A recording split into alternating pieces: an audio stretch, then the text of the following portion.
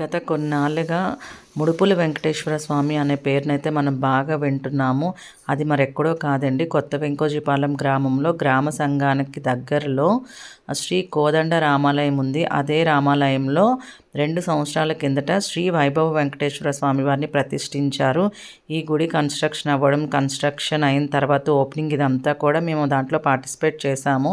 Opening టైంలో mummy daddy అయితే స్వామివారికి కాసుల పేరు అయితే చేయించారు. అది కూడా మా చేతుల మీదుగానే ఇచ్చాం స్వామివారికి. ఆ తర్వాత ఎప్పుడు అవకాశం ఉన్నప్పుడు మాత్రమే నేను వెళ్ళేదాన్ని, రెగ్యులర్గా అయితే వెళ్ళట్లేదు. ఈ మధ్య ముడుపుల వెంకటేశ్వర స్వామిగా ప్రత్యేక చెందారు. ఎందుకంటే ఏది కోరుకొని మనం ముడుపు కట్టుకొని ఏదైతే కోరుకుంటున్నామో అది ఖచ్చితంగా నెరవేరుతుందని చాలామంది నమ్ముతున్నారు. ఈ గుడికి అయితే ఎక్కడెక్కడి నుంచో దూర ప్రాంతాల నుంచి వచ్చి దేవుని దర్శించుకునే వాళ్ళైతే కూడా చాలామంది ఉన్నారు.